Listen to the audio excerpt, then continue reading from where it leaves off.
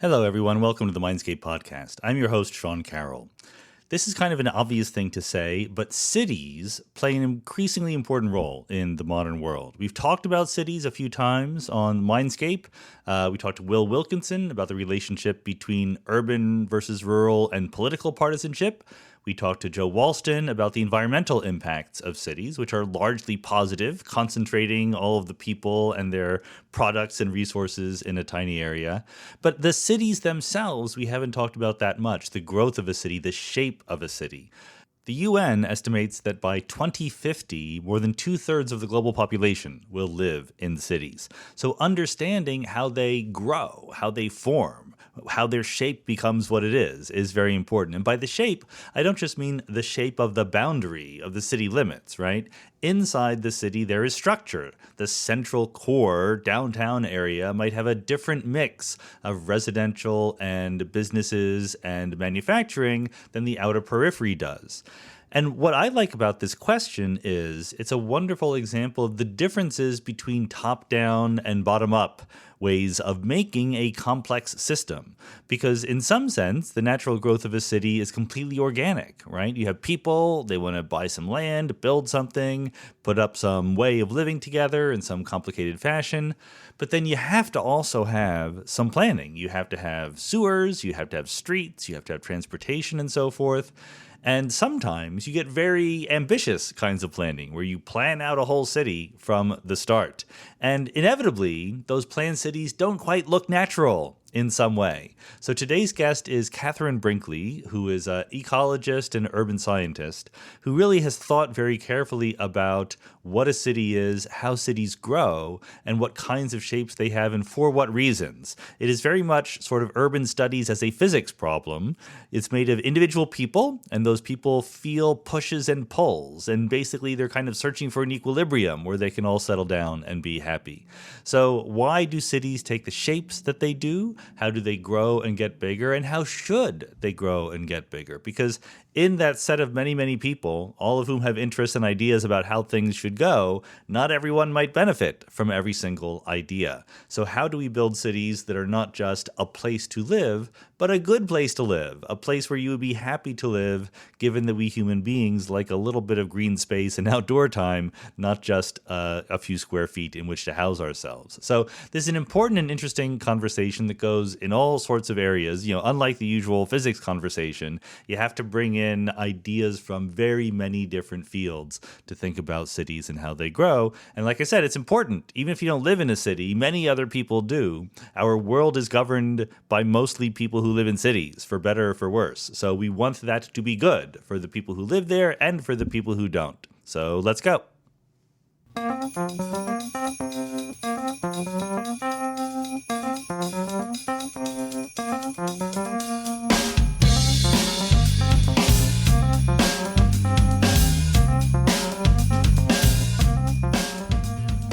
Catherine Brinkley, welcome to the Mindscape podcast.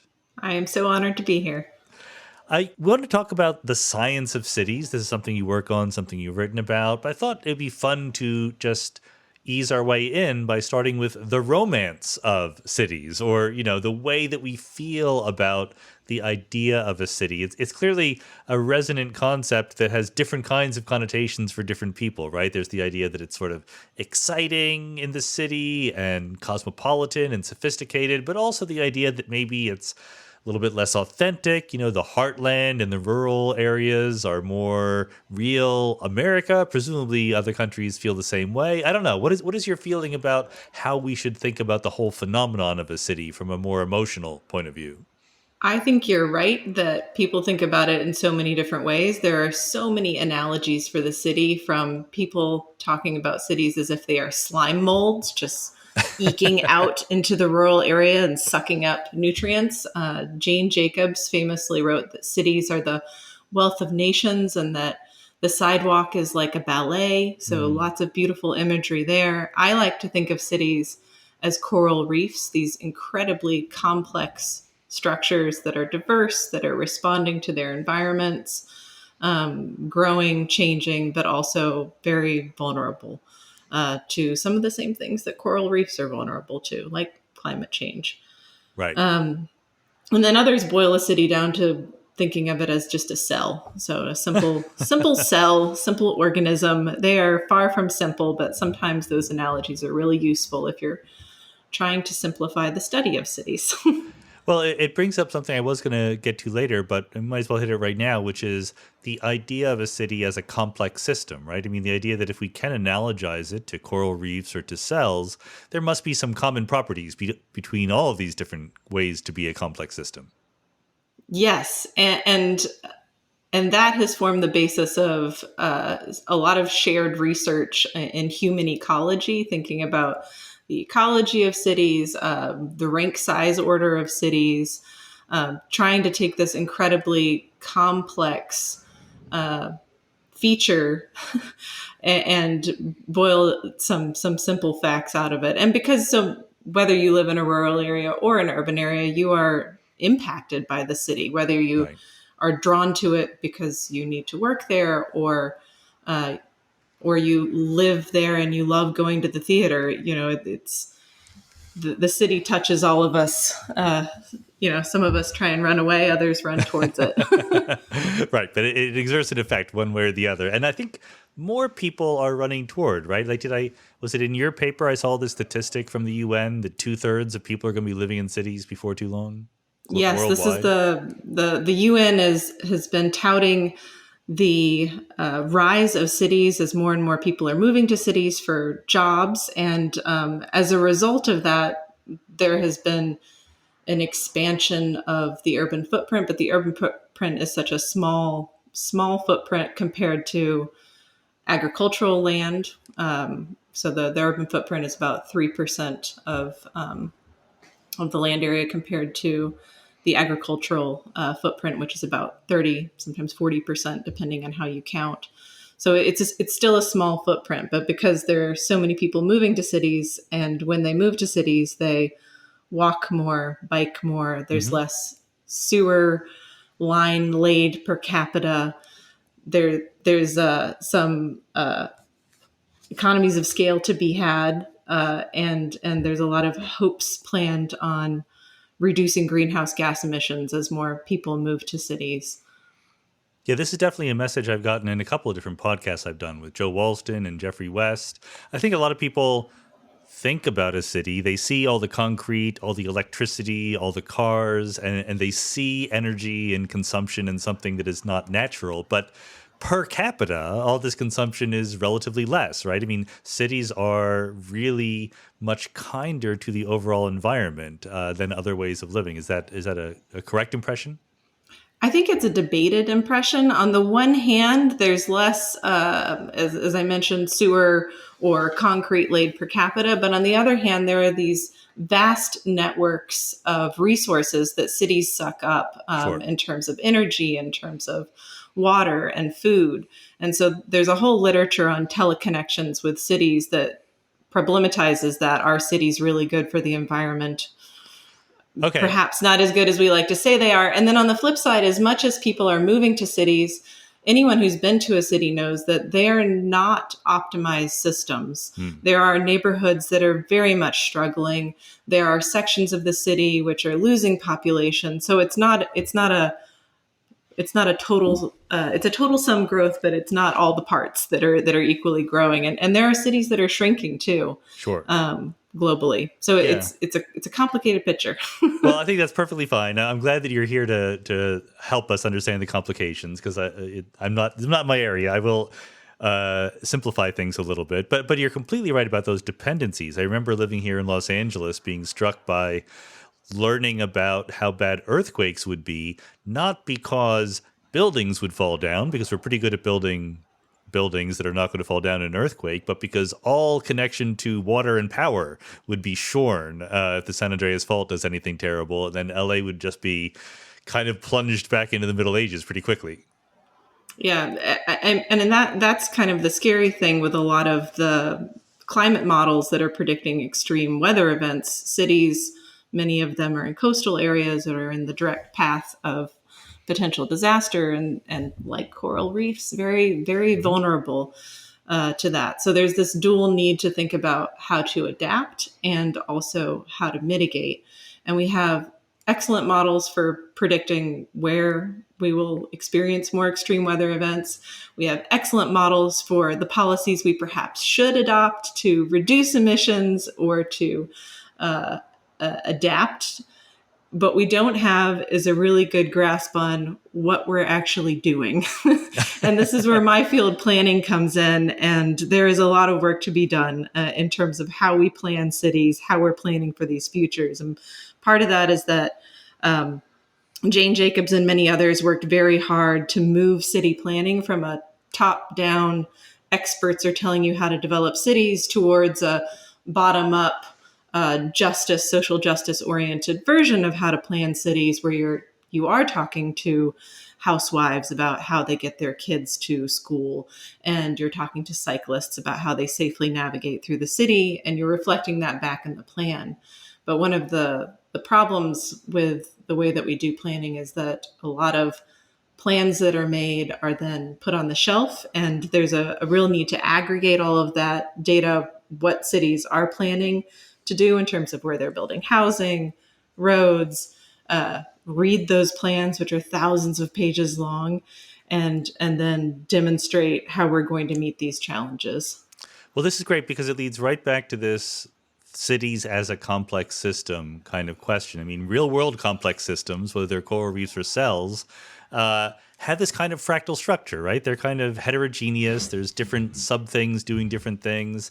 And planned cities seem very different to me than unplanned cities. I know you're talking about planning within the life of an organic, already existing city, but especially in Asia and other places, there are experiments now where we're just building a city from scratch, right? Building this huge thing. And I'm struck by like the different ways that roads are laid out in a square grid versus something more organic and vibrant. I mean, how plausible is it that a puny human mind can plan a successful city all by itself?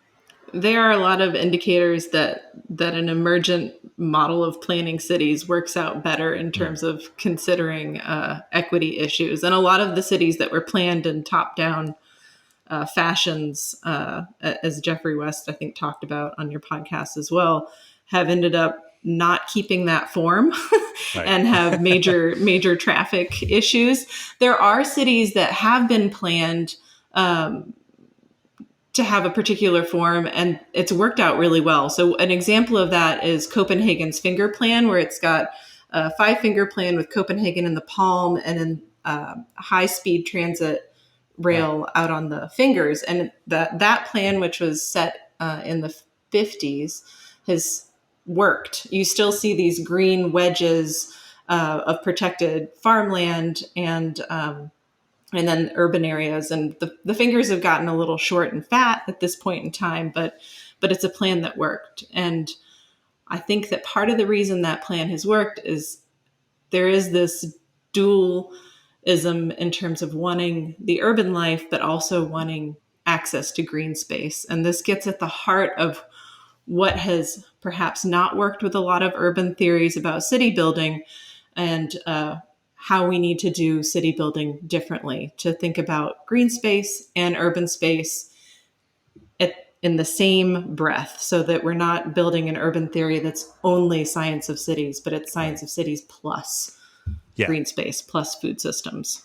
And I mean, forgive me if this is just hubristic on my part as a physicist, but I tend to think of some of this as thinking of cities as physics systems, right? Where people and resources and things like that all have interactions. Some of them attract, some of them repel, and we search for an equilibrium. And the equilibrium might have to sort of be found naturally rather than imposed from above. Is that a useful kind of metaphorical way of thinking, or is that just my simple-minded way of squeezing urban planning into my own focus? No, I think that's a good way of thinking about it. But just like in physics, everything is connected. Yep. So June Jordan, who's an urbanist in the 1960s, has this beautiful short poem on Bell's theorem, which states that we can't fall apart. There are no parts. Oh, I like that. You need to email me that poem. We'll put a link to it in the show notes. That's very good. Okay, yes. I mean, of course, quantum mechanics areas of physics are a little bit harder. I mean, that I'm well aware that that could be an analogy that is pushed further than it should be. But okay, but statistical classical mechanics might make sense. And so good. Let's get into the nitty gritty a little bit about what those forces are that work in shaping how cities look, et cetera. So apparently this goes way back, right? I mean, there are people more than a century ago were thinking about why there's central concentrations in cities and what kind of characters they take on. It goes back even further than that. Aristotle was openly questioning how big should a city get, and making statements in awe and wonderment that you could conquer the city of Babylon, and it took some neighborhoods 3 days to find out that their city had been conquered. It just took that long for the information to percolate. Wow. And that those theories helped inform where you put city walls. Should the city walls encompass farms? How big should the city get? Should you have multiple cities? And then, of course, some of the real theory building in the 1800s with Heinrich von Thunen, who first noticed the bid rent curve, which is this idea that if a lot of people stand together on the same land or build houses in an urban area, it changes the value of the land under their feet. Sure. And when you change the value of the land, you have to change how you use the land in order to meet rents. So around that urban area, you would have the first zone would be dairy, because you could make more money off of dairy, so you could pay your rent. And then the next zone would be crop. And then further out into the distance would be forest, where you had a longer timeline to recoup your value. And this model was very focused on the outside of the city. So how the city was changing the land uses around it. And that model has been tested. It was tested in the 70s by a scholar with the last name Hart, who noticed that as cities grow, they create these perimetropolitan bow waves where the city grows and then the uses are pushed further away from the city and dairy spreads out. And this was the 70s, so we had advances in transportation and rail, and it still held true. And then Angel Shlomo has done a lot of work on urban expansion and noted that where those agricultural land values are high enough, i.e. getting enough rent, they curb urban expansion. That's one of the few variables that can shape urban expansion. So sorry, say that again. I didn't quite get the argument there. Where the ag land is producing enough value, it can outcompete urban expansion. So you're not changing it over into housing. You're able to keep those dairies or orchards in place. You know, when we're reading Aristotle, I kind of sometimes feel when people raise Aristotle's name, he would have made a great podcast guest. I'm sorry that he was so long ago. I couldn't invite him on. Maybe there'll be an AI version of Aristotle I can interview one day. But when we're reading Aristotle or these people from the 19th century, et cetera, and they're talking about cities, are they really talking about the same kind of thing that we're talking about? I mean, now we have 10 million person cities, right? Does it scale that simply so that the cities of those days were just tiny versions of our cities, or is it a completely different kind of phenomenon? I think it scales in the sense that those observations in the 1800s about cities' impact on surrounding lands held true even with the advent of cars. Right. And cities and their food supply, those are big issues to national security. They've shown up as big issues of national security during times of crisis. We are in another time of crisis right now, and cities are politically combustible if you cut off the food supply very quickly, more so than other issues like cutting off energy, which is still awful. Right. but food supply, you can end up with riots within days. Yeah. Okay. But I guess, but it does make sense to me that now that you mention it, I remember another factoid, maybe again from your paper, that cities tend to be the size, or there's a maximum size, which is an hour commute.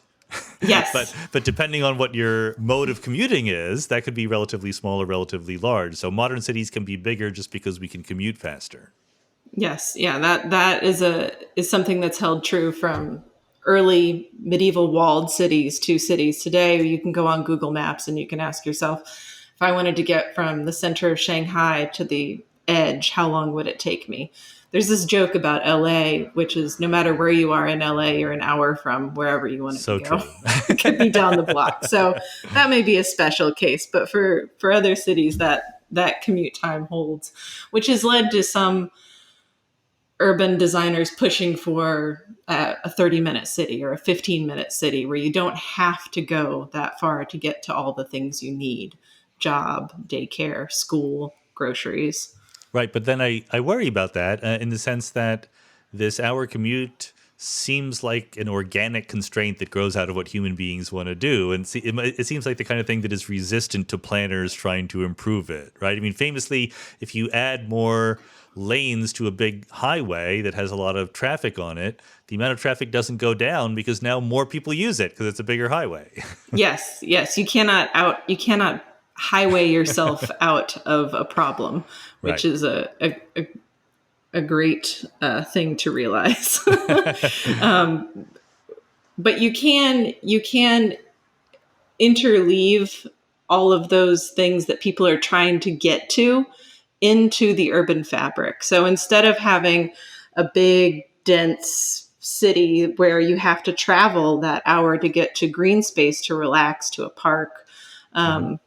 you can do what Copenhagen did and interleave green wedges, bike paths, and there's a lot of effort right now to reconnect urban spaces with those more natural landscapes that people are constantly trying to get to. That makes sense, but I guess maybe that's a perturbation, as we physicists would say, on the sort of central thing that we could think about, which is that there does seem to be some uh, momentum toward centralization of the major city functions, right? There tends to be an urban core, much like a cell has a nucleus, right? I mean, and that's the Mm-hmm. kind of thing that these 18th century people were trying to explain, that there's valuable land and there's certain kinds of people who are willing to pay the rents for the most valuable lands at the middle of the city. Yes, and that forms the heart of these ideas of agglomeration economies, which is really what first talked about in the early 1900s and then brought up again through Betancourt and West's work on scale, Hmm. looking at how per capita they focus on the number of people, not the land area or the urban morphology, but for more people, you end up with more jobs or more patents than you would expect on a per capita basis. Also, more Right. crime. But it makes sense. Actually, sorry. Let me back up. Let me just ask what that agglomeration idea is. Is it simply this sort of super linear scaling that, when people conglomerate in a small area, everything happens more rapidly and more vivaciously? It might be partly that. It also might be a sorting effect where you have a group of firms, and so people are commuting long distances to get in to work there. But you can imagine with in Silicon Valley, it's easier to have multiple tech firms together Yeah. than they can hire that from each other and learn from each other and compete, um, rather than being, I don't know, somewhere else. Which is why it's so hard right now, because it's very difficult to build new housing in a lot of communities because they don't want new housing. And as firms grow, if their cities are not willing to grow with them, then firms start asking themselves these hard questions about, should we relocate? And if we relocate, will we be able to attract the same caliber of knowledge? Yeah, I mean, presumably, that's an interesting thing. So, what I was thinking of in my head was this plot I think I saw on Wikipedia in preparing for this about how, from this bid rent curve analysis, retail likes to be the very center of the city, and then manufacturing is a little bit more dispersed, and residential is the most dispersed of all. But what you're saying now is that that's sort of there's an economics behind that, but then there's Mm-hmm. also this human tendency to say, okay, I got mine, let's not let anyone else in, which is sort of acting as a brake on the growth of some of these neighborhoods. Right, right. And in some cases, you get things like Jewelers Row in Philadelphia, where a lot of companies that do the same thing co-locate because they know Yeah. that when people go jewelry shopping, they can stop at multiple stores. And in other cases, you get communities that say, no, we don't want any competition. We're the only bookstore in town. Literally last night we had delivery Indian food, and Jennifer, my wife, was reminiscing about living in New York in the East Village, and she said there was like literally one block where all the Indian restaurants were, so that you knew that if you couldn't get into one, there was one right next door. So you could imagine why that there's sort of different ways of thinking. If what you're thinking is I would like Indian food, it makes perfect sense for all the restaurants that are nominally in competition with each other to be right next door. Yeah. And then you have to balance that competition, cooperation, scale, who's getting bigger. Right. Right. So okay. So it makes sense to me that there's a sort of stratification of what happens where in the cities. But part of me wants to historically, I was a kid in the 1970s, and in the U.S., at least on the East Coast where I was growing up, the inner city was where you did not want to be. I mean, there's been a sea change. Today, the inner city seems like the fun, hip place to be. So how do we explain that sort of flip of desirability in terms of these theories? I think partly it's that a lot of political will went back into the city, and to zoom further out and put this in sort of academic terms, scholars like to think of cities as having a metabolism, and they're feeding off of something. And there are three main schools of thought. There's Karl Marx's political ecology. It's political will, and that political will was focused on inner city New York and crime and schools. Then there's the human ecology thought process, which is focused on resources like water, air. And then there's the industrial ecology portion, which is focused on just raw energy. Okay. But all of those think about feeding the city something, and the political process for a while was starving cities of funding, of capital, of redevelopment opportunities. And when that shifted, inner cities were able to rethink themselves, to build new buildings, renovate new buildings, attract younger families, and younger families were then moving into older buildings and renovating them themselves as well. Right. So, So there was some of that happening. I mean, you mentioned these three theories. I presume that they all capture some part of the puzzle, and then it's not like one is right and we're going to discover it. No, and you can imagine if you don't have political will, you can't direct a new water system to the city, or you know, shift energy demand. So they're all one and the same. What they're lacking, however, is that in any analogy of metabolism, you have to think about a metabolic interface. That metabolic Yeah. interface is really important to metabolism doing its job. So if you think about the human gut, which is a great analogy for a metabolic system, the intestines have a surface area that's the size of a tennis court. I mean, they're just big, and you need that surface area in order to absorb all the nutrients. And what the urban metabolism theories were missing is this analogy of, well, what's Hmm. that surface area for a city? So this is where the unifying theory that we've built in urban development comes into play, where we say, well, what if that surface area is the urban periphery itself? And if it's the urban periphery itself, then you don't want that concentric city. You really want a highly rugose, complicated structure. And that complicated structure helps perfuse the system with all the nutrients it needs. And also allows it to grow in a branching fashion.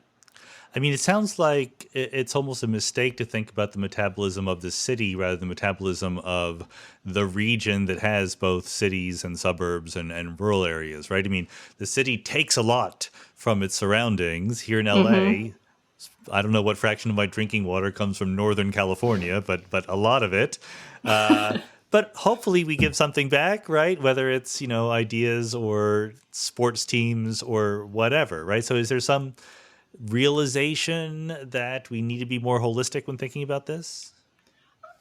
The center that I run, the Center for Regional Change, is very focused on explicitly acknowledging the interchange across regions, and that it doesn't just stop at a jurisdiction.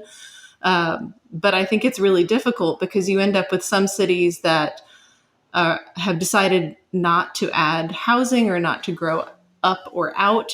And so they're very expensive. And right next to those same cities are other cities that are less expensive and have less services and amenities and poorer school districts. And they are co-located with each other because the service workers need to live little bit near, but they can't live quite where they work. And you see this in terms of mega region commuting in the Bay Area, where people can't afford to live in San Francisco and they commute 2 hours one way.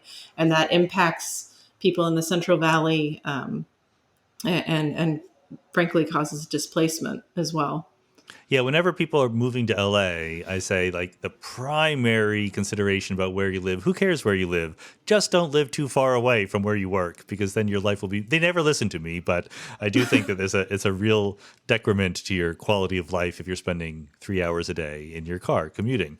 But I guess when you mentioned those constraints, San Francisco and New York are the two cities that come to mind, where you have very, very wealthy areas, and they need to be adjacent to areas where people with lower incomes can live, right? To have this kind of economy. Are there other places we should have in mind, or are there other places that do it more successfully and mix people together better? There are other places that do it more successfully, but that this co-location of slums with high income development is worldwide. It's not just New York and San Francisco.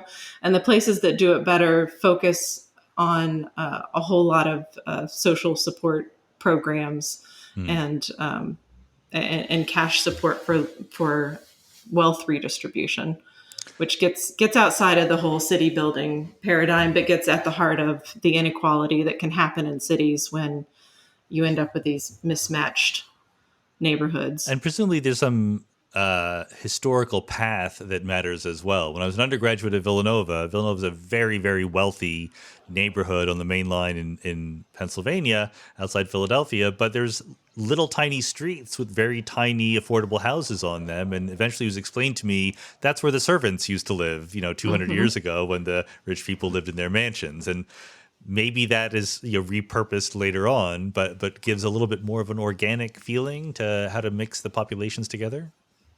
Yeah, I mean, there are historic precedents to why certain neighborhoods have the development trajectories they have. And some of that is redlining, denying mortgages and loan programs, particularly to communities of color and low income folks. And that creates these pockets where neighborhoods are not invested in. And it's not just the loans, it's the funding for transportation lines, for streetcars, which provides job access, it's schools. I mean, Philadelphia is a great example.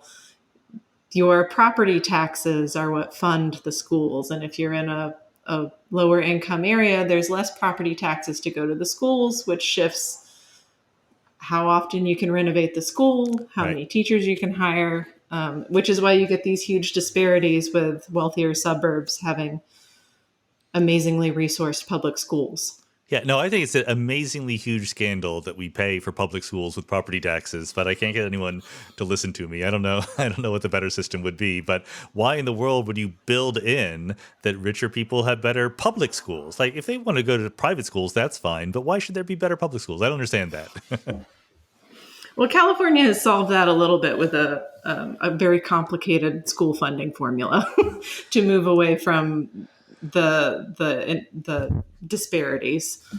There still are very big disparities here in California, there are, as we know, right? So it doesn't seem to be perfect yet. But okay, anyway, off of that. But there's one thing I didn't want to quite lose, because you mentioned these theories about, the inner city versus suburbs, et cetera. But those theories are all sort of politico-economic. And I think that in the 70s, when I was growing up through this sort of feeling, I think a lot of it would have been more... The story that you would have heard would have been a lot more about individual preferences, right? The dream was to live in the suburbs and have a yard, whereas somehow 20 years later, the dream is to be in a high-rise apartment with a beautiful view or something like that. And so how do we judge that interplay of individual preferences versus socioeconomic forces? I think part of it is acknowledging that there's not one dream. There are multiple dreams and multiple stages of life. We lived in a condo in Philadelphia, and it was great. Um, but eventually we wanted to have a house with a yard, you know? So there's different stages, and creating cities that provide for all of that is the trick. But I also think that there are huge disparities in which neighborhoods have access to green space. Park equity is a big issue. And part of this gets to how we design cities. We were thinking about building cities and urban fabrics and access to jobs, but we're not necessarily thinking about those green spaces where kids play, where they develop deep appreciation for nature, for conservation, for the planet. And that's the piece in the science of cities and city building that needs to shift a little bit to consider cities and green spaces together. So is it a matter of searching for more heterogeneity on a smaller scale? In other words, like just don't have a huge swath of city that is all business high rises, or don't have a huge swath of city that is all apartment buildings either. You need these mixtures, this sort of here's green space, here's a school, here's a high rise. Is that a better model to think about? It is, and it's a model that's not particularly new. This is a model that Jane Jacobs was a proponent of, that we weren't going to talk about the city in terms of here's how it should be, but we were going to organically let it grow through accretion. And the more difference you could build into spaces, the better. That should be celebrated. That diversity and complexity would help make it resilient. Which is, again, I think the piece that has been missing in a lot of these conversations of city development. I actually at one point asked how often architects or city planners use random number generators. Like, isn't there a tendency, like, we want to draw straight lines and do things that way because it's orderly and we can hold it in our brains, whereas organic growth is a little bit less predictable and regular? I think you're giving planners too much credit. In the 1950s or 40s, planners were coming out with these big plans. And this was part of the problem, because you had planners like Robert Moses saying, we're going to build a highway through the Bronx. And there was massive uprising against drawing those straight lines across neighborhoods. Philly is another example of a highway that went right through Chinatown. The highway seemed to always go straight through communities of color. Weird. And there was major upheaval and pushback, and that pushback meant that planning as a discipline had to completely change, and planners are now facilitators of community voices. So if the community says we want a playground, then you make a plan to make that playground happen, as opposed to coming top down and saying, here's what would be best. It's not the way that planning works now is still fraught with problems, because the people who have the time and the energy to come to those city council meetings will then have more say in the plan. However, you can be undocumented, you can be 6 years old, and you can show up to city council and advocate for what you want to see in your city plan, which is pretty beautiful. It's a more inclusive democratic process than voting is. Am I right that I read somewhere where high-income Black neighborhoods tend to share qualities with low-income white neighborhoods? Like, it's not purely economic. There's still cultural things that get in the way of I don't want to say equality, because there's still economic equality there, but even within an economic stratum, there's not pure equality. No, there's not. And this is, I think Kimberly Crenshaw does a really great job of talking about intersectionality and how even at that community scale, beyond the individual scale, there are race, class, gender, they're all cross-cutting issues in terms of who's got access to capital to investment opportunities. And these neighborhoods they're not even static, right? Neighborhoods change. There's gentrification. People get pushed out. I've always had mixed feelings about gentrification, because to me, part of it seems like you're making the neighborhood nicer. But then again, I'm very sympathetic with the idea that, yeah, but you're kicking people out who've lived there for generations. Among people who are experts in this field, is there some consensus way to think about this? There's not consensus. There are. This is a great question because somebody was asking me, okay, well, Catherine, you have this great idea about how we should interleave green space with urban areas, and you've shown that that cities have a perfusion gradient where we're all trying to reach that edge, and we want that edge. But what if the city is already built? We can't really do that, which is a fair point. But on the other hand, you have examples like New York's High Line, where you put this beautiful green space in the meatpacking district, and it's awesome and it's heavily used. And then you see what that did in terms of increasing property values, which again, we talk about these early theories. Von Thunen was thinking about land values tied only to population density. And here you have green space as a premium.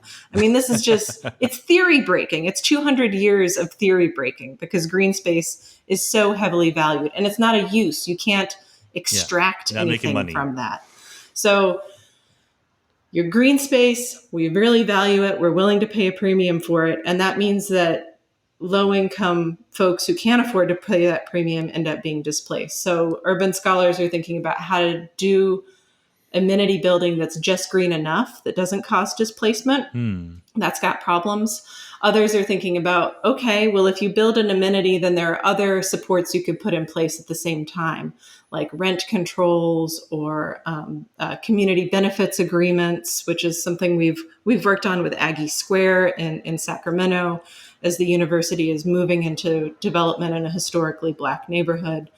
We've encouraged a community benefits agreement that can really help keep folks in place, but it's really tricky to do amenity building, especially around green space, like the Atlanta Beltway is another great example, that doesn't cause those price premiums. And I think part of it is that urban science has not anticipated that there would be such a price premium for green space in urban areas. It's just has not been in the models of city development. Yeah. I have in mind sort of picture in my head when you say green space, but do things like museums or libraries also sort of fit into that same kind of category? They're very, very useful amenities, but you're not going to make a lot of money off of them. That's true. You can look at how those institutions are valued. I'm talking about the price premium that's captured in land value immediately adjacent. Okay. So it's one thing to be valued as a community institution. It's another thing for that value to be then captured in the housing market. And even things like street trees end up bringing price premiums to the houses adjacent to them. I see. Okay, so I guess I got it wrong because I was thinking that what you meant was if I build green space, there's sort of less square footage to generate economic opportunity, but maybe and therefore the price goes up for the square footage that there is. But maybe what you mean is just that I would rather have a view of a park than a view of a factory or a view of someone else's apartment building. And so as soon as I build a park, the rents go up everywhere around it. Exactly. It's your view shed. I see. And that goes for farmland as well, where you can do these willingness to pay studies where people will say, I'll spend an extra $1 in taxes every year if we preserve this farm next door to me. But you can also look at differences in property values when you do preserve farmland in perpetuity. So this seems like a terrible paradox that I'm just now appreciating. Like, I mean, I get gentrification in the sense of developers move in, renovate apartments, and now they're nicer. But now you're saying that if I just take a neighborhood and try to make it nicer by planting some trees or putting a park there, the people who are supposed to benefit from this can't afford to live there anymore. That sounds like a problem. It is a problem, which is why you can't just do urban development without also thinking about big policies like basic income programs, right, and poverty alleviation. We're not good at thinking about those questions very good as a society, I got to say, yes. Anyway, I do want to dig into, we've delayed it too long here, because you already mentioned the word perfusion, and we haven't defined what that is. It's a great concept to be borrowing, thinking about cities. And this is the topic of your research work, and I want to get into it. So why does the word like perfusion come in to talk about cities? We use perfusion to get at all of these urban metabolism theories that we're thinking about cities being perfused with energy, with goods and services, with knowledge as you're, telling your neighbor something and that gets told to the next neighbor. But we didn't define what that discrete unit is. And the idea behind this is that urban areas grow in relation to the nutrients that they're uptaking. And you can imagine something very simple like a cell growing in a medium. And that cell gets plumper and plumper and plumper. And it gets so plump to the point where the central part of the cell is no longer evenly perfused and you end up with necrosis. And to avoid that, what the cell will do is elongate instead.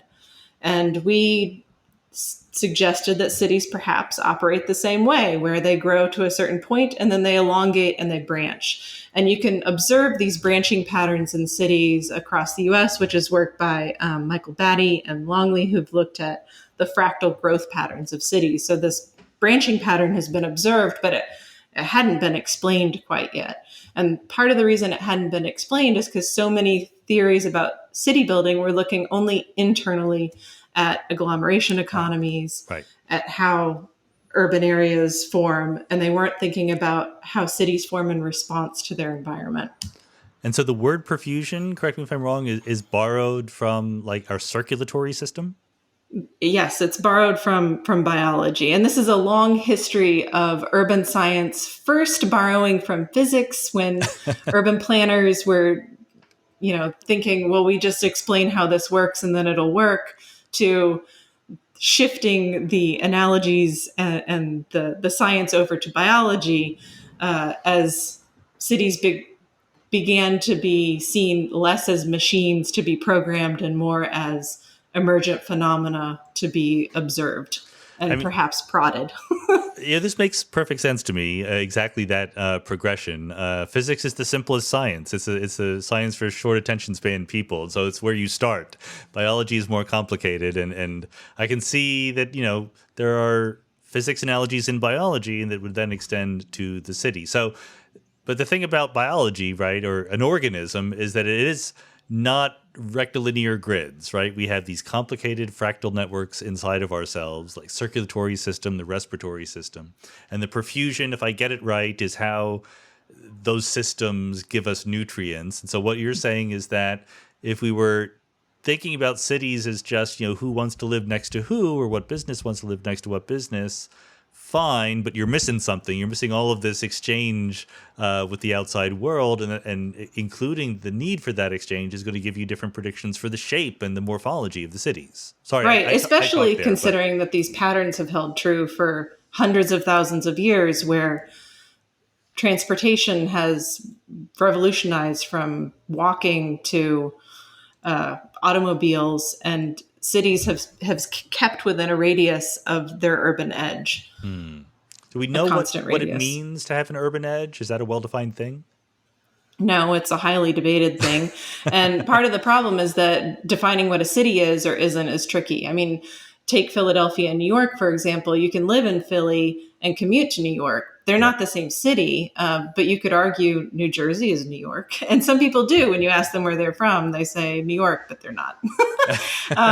So the way that we got around that is we looked at census designated urban areas, and those are agnostic about the jurisdictional boundaries. So you end up with contiguous urban areas, and you can approximate an edge, as opposed to getting into the nitty gritty of where exactly does Philadelphia end, or where exactly does LA end, for that matter. Oh my God. Well, LA, Southern California is weird, right? Because we have cities inside of LA that are nominally independent, but clearly are spiritually part of LA. Yes, exactly. 90, I think you have. Yeah, something like that. Okay. But, okay. So the basic idea is then when the city is small enough, there can be relatively easy communication of these resources from the periphery to the inside. But when it becomes too big, you have to start crinkling the edges in order to pull that off. Is that the basic idea? Right. Perhaps when it comes too big, certain neighborhoods are cut off from urban metabolism, from goods, services, from that green space that is so desired in urban centers. And when that happens, you end up perhaps with more inequality. I mean, it seems I think I can think of counterexamples. Like Paris is a big city that is more or less a blob, but maybe the point is that Paris has a structure that has a lot of green space and big boulevards and a river going through it, and that does the job. It does. And Paris has been surrounded by agricultural producing land. I mean, it's been able to retain its food shed around it more so than many other cities globally. Okay, that does make sense. But I mean, maybe distinguish, because I keep thinking of like the routes on which energy and food come, the transportation routes, or the motion of water or electricity. But you keep mentioning the green spaces, which is like a human need. How do those fit together? Is one more important than the other, or are they both like flip sides of a similar set of requirements? They're important, but in different ways. And I think this is, again, where our science of cities needs adjusting. So if you take Betancourt and West's theory of scale, they talk about three assumptions for city building: that cities need to be optimized, which you could argue cities are not optimized, that they're space filling networks, but then they don't use roads and they don't use sewer lines, which is interesting. Sorry, And part of that is that sorry, roads they are being not Betancourt and West don't use. Betancourt and West. They base their scale approximations on human population, total Okay. number. And the networks they say are social networks. So part of that is that you can have a roadway, but it doesn't necessarily predict use, because places, parks, for example, have a lot of use, a lot of social interactions, not a lot of roads, hopefully. Yeah. And a lot of commercial activity around them, a lot of civic activity, a lot of business as well. So those transit lines are important, but as we talked about earlier, you put a highway through a neighborhood, it destroys the urban fabric. So it's not the highway is not analogous to our blood vessel system. No. It's just not. Am I correct in thinking that there's an increasing number of major metropolitan areas that are either getting rid of big highways or shunting them around or putting them underground? You are correct. And some major cities like Stockholm are burying entire ring roads, bigger projects than Boston's Big Dig. And those projects, what they're doing, which is pretty clever, is they're pushing those highways underground and then building, selling the land that's on top for more housing development, commercial business, and creating park space. And part of this feeds into this public health effort that has come about because of COVID, really, where this has been a knee-jerk response to the last few pandemics, where we've realized, gosh, we need to create more green space in cities for health reasons, not just being able to eat and not get COVID, but also recreation and mental health. We Right. acknowledge that green space is very important to our health and our stress levels, which is why cities across the US have closed roads during COVID, have created outdoor dining areas. And it's part of this broader trend to excavate roads from cities, to remove them, to make the urban fabric more enjoyable. It seems like sometimes we human beings are pretty slow on the uptake. Like the fact that look, I live in Los Angeles and the weather is beautiful year round, and there's very little outdoor dining compared to places like Paris where that is not true, right? But we are, like you just said, we're sort of discovering the possibility of it, and hopefully that improves things. But why is it taking so long for people to realize that it's kind of fun to be outside? I think a lot of our dominant theory building in cities was centered on cars and car access. And if you didn't have enough highways running through and to your city, then you wouldn't get all of those commuters who were living in the suburbs. Right. So there was this real idea that you should push urban development out further away, and you should have a low density fringe. And this is again where this perfusion idea flips all of that completely on its head. If green space creates such a price premium, then you want high density development on that urban edge so that it's not limited to the wealthy few, and you're capturing more of that value that's being generated, So which you want is more not how we've contrast. done development in the US. Yeah, so you want more contrast where you have both green space and high density development cheek by jowl. Yes, exactly. And Scandinavian cities do this very well. Right. So they're excellent examples. And again, this is going to be my desire to make things simple and physicist-like, but is part of a conceptual shift to go from thinking in terms of space, in terms of, how big the city is, to terms of time. Like if you have different ways of traveling, that's kind of what matters. Like what matters is how long it takes you to get there, not how many miles away things are. So as we get different transportation methods, the structure of the city is going to change along with it. Yes, exactly. Which forms the basis of the 15-minute city or the 30-minute Right. city or these other efforts to cure what's called food deserts, so lack of a grocery store in a neighborhood, to get all of the amenities close enough to where people live so that they can live, work, eat, and enjoy in the same area without having to travel 2 hours to get into San Francisco during rush hour to work and then 2 hours back home. So I'm sure that you're in a field where there's plenty of data in some sense. Maybe there's not enough. I don't know. You'll tell me. But there's a lot of cities out there doing a lot of things. Just as one question that comes to mind are there clear differences between cities with good public transportation and subway networks and cities without? Do cities sprawl a little bit more when you can get places on the subway? Places that have subways tend to not have built those subways unless they already had a high level of density to begin with. Okay. And then places that are investing in subway systems tend to encourage more density because they get more value out of this huge public investment that they've spent. So there's this correlation. It's all correlations. Okay. So if you decide as a community that you're going to invest in a subway system or in then you're also going to invest in more density to support that is how that should go. It doesn't always go that way. And here's part of the problem. So nationally, we don't have an urban agenda. Okay. The state of California, where we are both located, and many other states make promises about how they're going to do development, but it is up to the local city and the county to come up with their own plan. And each of those smaller jurisdictions makes their plan. But until recently, we haven't really had data infrastructure to visualize all of those plans, stitch them together, see how they're interacting with their neighbors. And we haven't had the ability to read across all of those plans with natural language processing, for example. So there's a lot of work to be done in looking at how all of these emergent areas are planning for their futures and to stitch it all together at the state level and at the national level. And other countries don't always operate that way. So a lot of European countries have a centralized planning agency, and then they tell their regions what they need to do to build.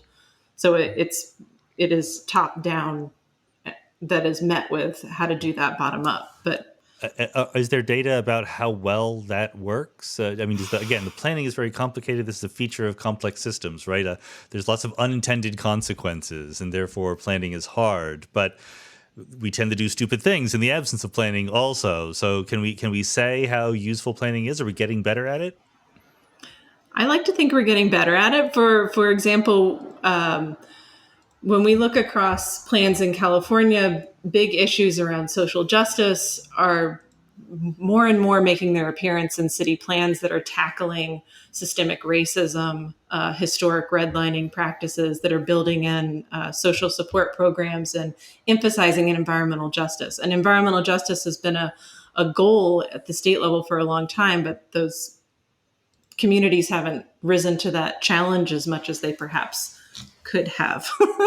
They haven't met that mandate head on. And there's no agency in California that is empowered to read all of these city plans, with the exception of housing and community development, which looks at just the housing element of plans. So they're not looking at green space planning. They're not looking at hazard planning is a huge issue nationwide, because if you don't have an up-to-date hazard plan, you're not eligible for FEMA payout if Okay. disaster strikes. And with 40% of the population across the US experiencing a major climate hazard just last year, Right.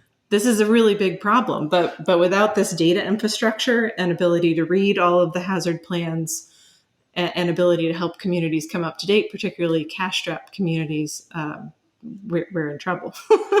Some of these sounds like, self-inflicted problems, or at least problems that human beings set up for either bureaucratic or political reasons. And therefore, I'd like to think that they're solvable. They're not intrinsic to the situation.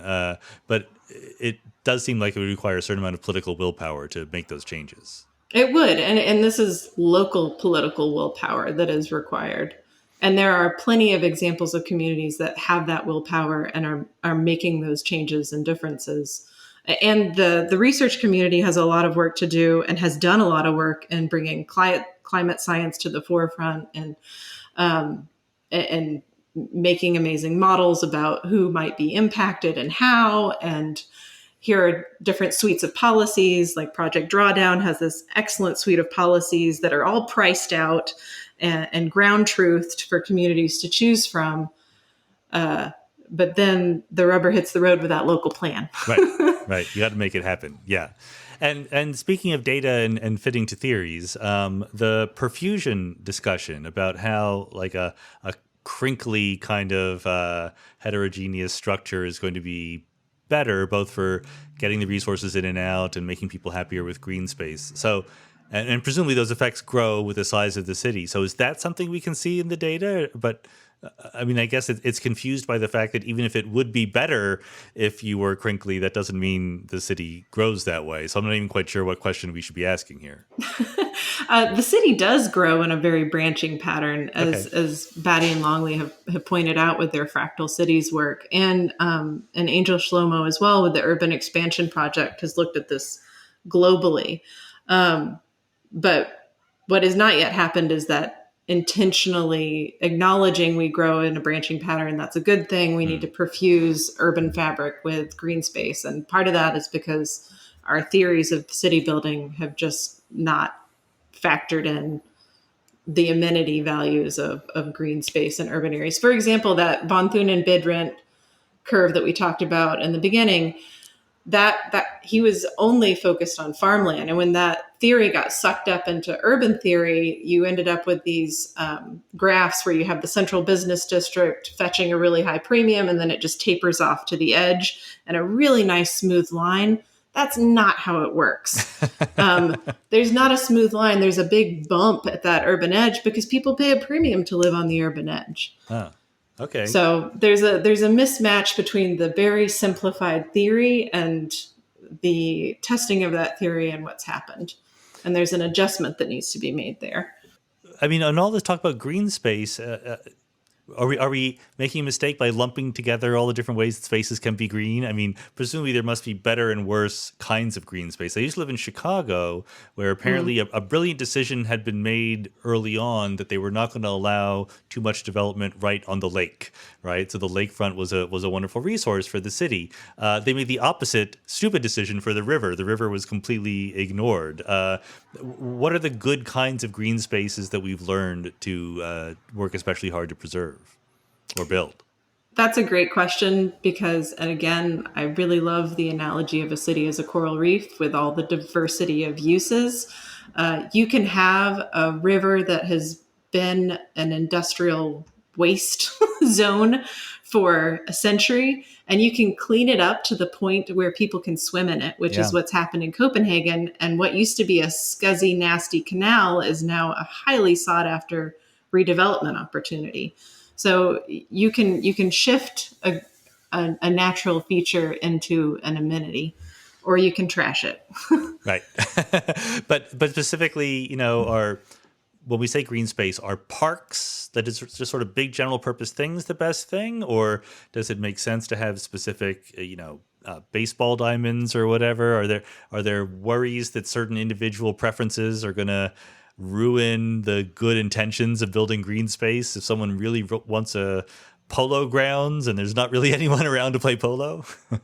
These are all heavily debated issues. You can go into any city hall across the United States and people are debating, should this be a pickleball court or Yeah. should we have another tennis court? Or should it be a parking space? The other favorite thing in city council meetings. And I think it's up to each community's preference.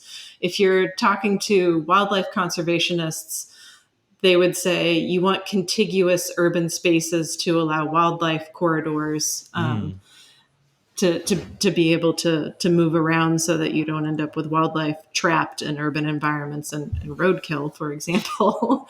That's definitely a big deal here in LA. Yeah.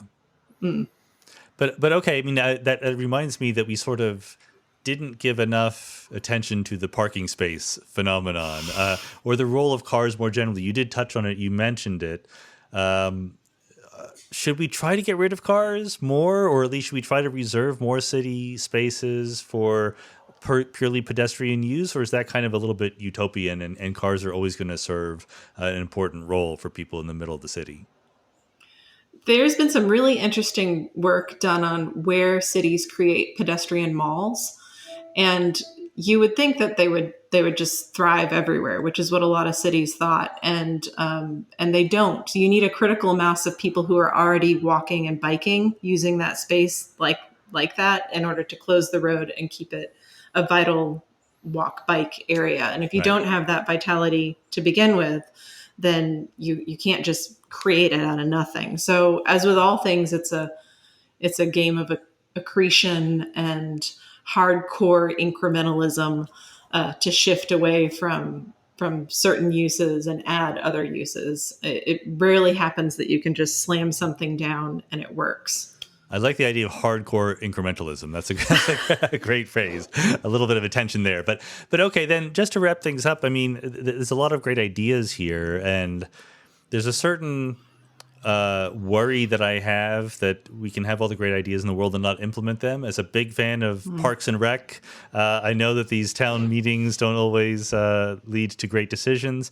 What do you see as the future of cities in the U.S., abroad, everywhere? Like, clearly they're more and more important for the world. Are we going to be getting better and better at creating useful urban environments, or are the countervailing pressures going to overwhelm any good intentions we might have? There are countervailing pressures, but I am an optimist, and I believe that generally people want to live in a really nice place, and they're going to try and make that so. What we don't have is a lot of data infrastructure for plans. So we don't have you might have a zoning map for your city. You might not know how to read that. So it's inaccessible in that way. And then your zoning map dead ends at your city and isn't stitched together with the 89 other cities that make up LA. So creating these big data sets and then educating the public on how to interpret them is really important. And then there's the plan piece, which is where we've created a portal that's just for California right now, but we're going to expand to other states, where advocates can look up whatever they care about. And it could be parking lots, it could be mountain lion habitat, it could be safe routes to school, and they can see how other cities have planned for those similar features and then pull those policies or talk to those cities about how to do better. So that I think that level of transparency will help with advocates who are trying to move the needle in their own cities. That's good. I think that's optimistic, but tempered with a healthy dose of realism right there. So, Catherine Brinkley, thanks so much for being on the Mindscape podcast. Thank you so much for having me, Sean.